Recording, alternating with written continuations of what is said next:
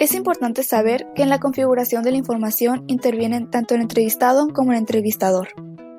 Así, la respuesta que se obtiene por parte de una persona ante una pregunta formulada es dependiente de la interacción entre ambas personas. El entrevistador es el responsable de dirigir y controlar los aspectos que forman parte de las secuencias del comportamiento interactivo. Por ello, el entrevistador debe conocer y controlar los comportamientos verbales y no verbales, manejar la información procedente de ambos canales, controlar la distribución de roles y asegurar su conocimiento sobre la naturaleza de los contenidos. El conocer los modelos teóricos y sus derivaciones evaluativas ayudan al entrevistador a planificar y a dotar de significación psicológica la información recabada. La posición relativa de las personas, la comunicación verbal y no verbal, y el cómputo de las verbalizaciones deben ser tomadas en cuenta por el entrevistador. La posición de las personas, entendida como aquel papel o rol que le corresponde a cada quien, tiene un importante efecto en cualquier situación interactiva. Al entrevistador le corresponde el papel de definir y mantener el objetivo de la entrevista, controlando el cómputo de tiempo empleado por ambas personas.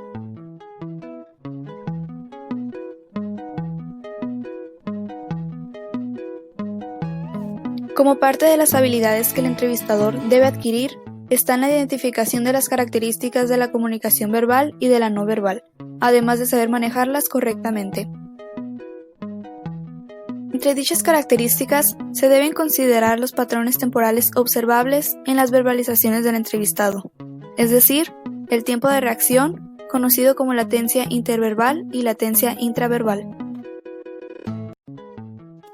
La latencia interverbalizaciones se refiere al tiempo de silencio que transcurre entre la finalización de las verbalizaciones del entrevistador y el inicio de las verbalizaciones del entrevistado, es decir, qué tanto tiempo tarda en responder el entrevistado ante una pregunta realizada. Por otro lado, la latencia intraverbalizaciones son las pautas que el entrevistado introduce en su alocución, o sea, las pausas o ritmo que tiene el entrevistado al momento de hablar. Las ventajas de considerar los patrones temporales de las verbalizaciones del entrevistado son que se pueden establecer un criterio para detectar cualquier cambio o alteración en el sujeto, así como la ventaja de que el entrevistado aumente la comunicación de la información requerida, incrementando su cantidad y precisión. El cómputo de las verbalizaciones también es un factor a tomar en cuenta por el entrevistador, ya que es el tiempo total que abarca la entrevista. Este cómputo siempre debe ser beneficioso para el entrevistado, ya que el tiempo debe resultarle suficiente para brindar toda la información y no escaso.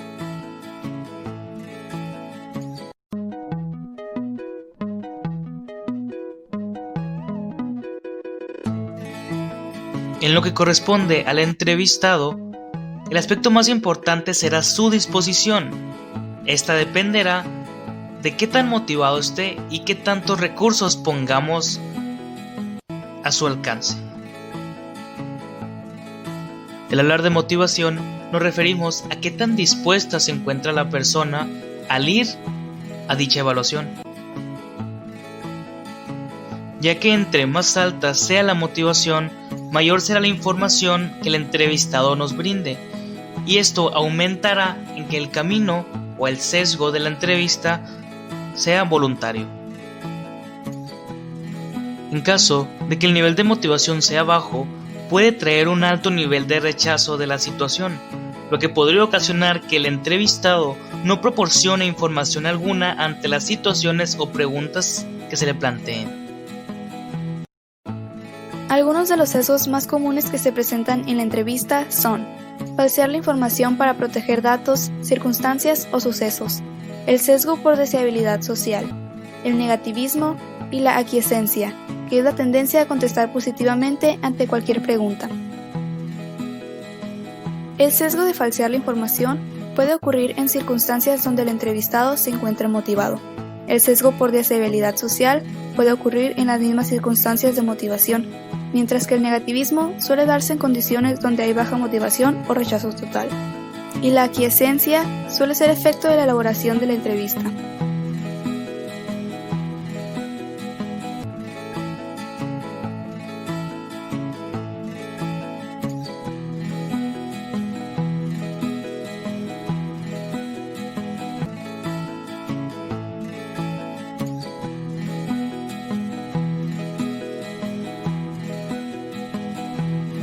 el entrevistador podrá utilizar algunos recursos para mejorar la disposición del entrevistado y así poder lograr un mejor comportamiento y una mejor comunicación.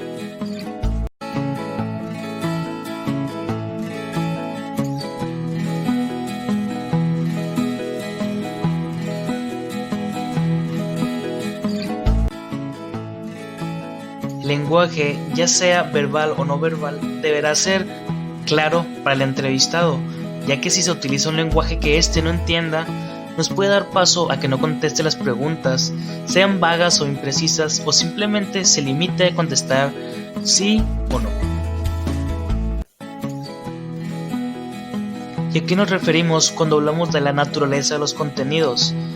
Esto influye en las respuestas por parte del entrevistado de dos maneras. Pudiera ser en la accesibilidad de los contenidos y en torno a la recuperación de la memoria por parte del entrevistado. Se puede considerar un contenido accesible cuando el entrevistado tiene la información previa prevista, tal como puede ser una situación, un evento, una persona o simplemente un tema. Y al momento de hablar de recuperación de la memoria, nos referimos aquí a información del pasado que el entrevistado nos brindará solamente a raíz de sus recuerdos, sin información teórica previa. Por ello, es muy importante que el entrevistador deba definir qué datos quiere obtener, ya que él puede hacerle cualquier pregunta al entrevistado y él le puede dar muchísimas respuestas.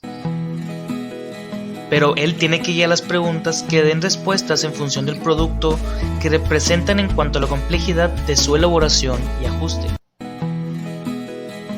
La entrevista ha sido una herramienta muy útil ya que se mantiene en contacto con la persona y esto da credibilidad, pero aún así se sigue teniendo reservas en cuanto a su validez para la evaluación.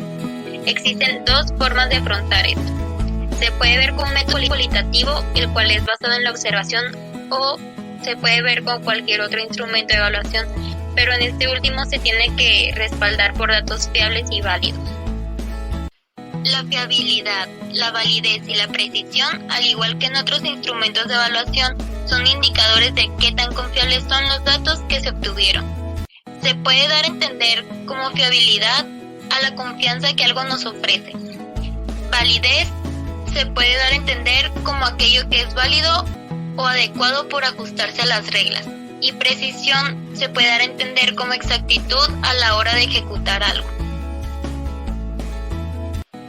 Muchos piensan que por el simple hecho de hacer preguntas, las personas van a responder como quisiéramos, pero esto no es así, ya que influyen muchas cosas a la hora de obtener las respuestas, como por ejemplo, el conocimiento que tiene el entrevistado relacionado con las preguntas, el comportamiento de quien formula las preguntas, el formato y el tiempo. Se debe de tener preparación previa por parte de los entrevistadores para manejar la información que se les va dando, juntando la información verbal y la no verbal para aprovecharla lo mayor posible. La información verbal sería la que se expresa de forma oral y la no verbal se expresa a través de movimientos, gestos, etc. La forma en que se da a entender el contenido que se pide en la pregunta influye mucho para la respuesta que se dará, sobre todo en tres aspectos: en qué tan claro y rápido se entendió lo que se preguntaba, qué tan preciso fue y cuál fue el tiempo de reacción. Para que un contenido sea más apto para pasar mediante una entrevista, primero se debe tener por seguro que la persona a quien se entrevistará tiene conocimiento del tema. Y segundo, las preguntas se deben de seleccionar en base a contenido que sea autoinformable. La relevancia de la información es qué tanto se parece la información obtenida a la información requerida. Hay dos aspectos que inciden en esta.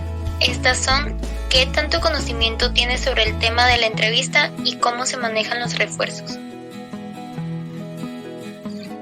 Las desviaciones que se presenten deben de ser vigiladas para que no se salga del tema central de la entrevista, pero hay algunas desviaciones que son necesarias como recurso para que la entrevista sea más cómoda.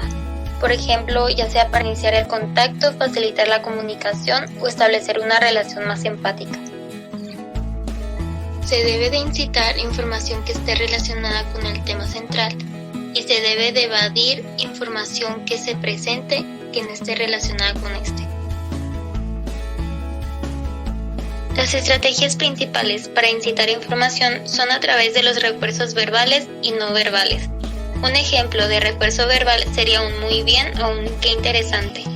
Y un ejemplo de no verbal sería una sonrisa o asentir con la cabeza.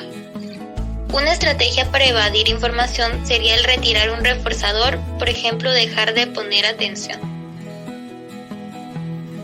Para que el entrevistador pueda poner en marcha estas técnicas, debe de saber diferenciar los contenidos y ajustar su comportamiento.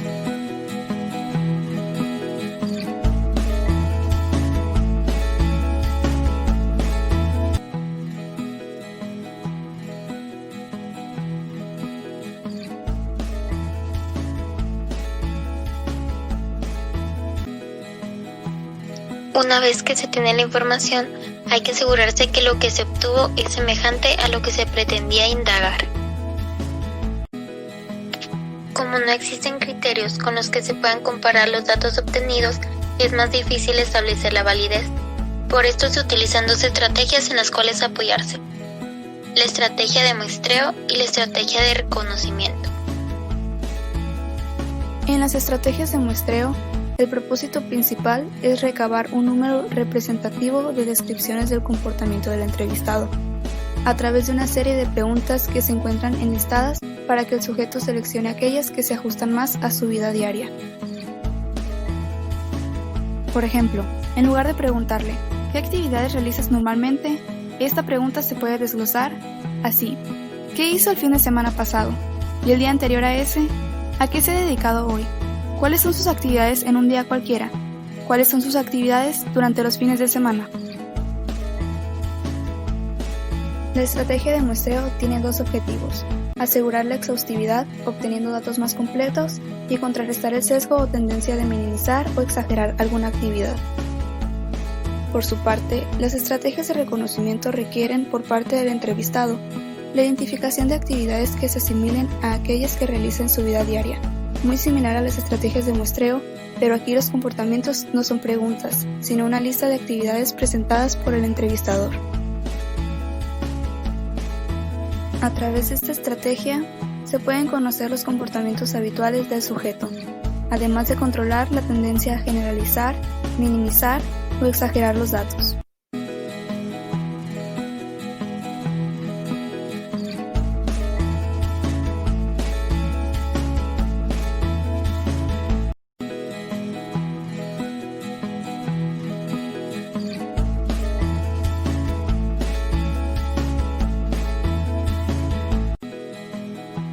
En caso de no llevar una estructuración correcta o hacer un buen uso del material, el recabado de información por parte del entrevistador se verá muy mermado, por lo que deberá contar mínimamente con una semiestructuración ya definida y completarla con sus herramientas propias. Para poder llevar a cabo cualquier entrevista, es necesario entender la problemática específica, es decir, aquello que se va a evaluar. Para ello, se deberá tener un dominio previo del contenido teórico a tratar. Se deberá realizar una planeación de modelos de recolección de datos. Se deberá también de conocer y saber estructurar las facetas de la entrevista para poder así cubrir cada aspecto de ella. También debemos de determinar el estilo de la entrevista a aplicar, que será directivo o no directivo. Y además tenemos que conocer el procedimiento para analizar la información recabada.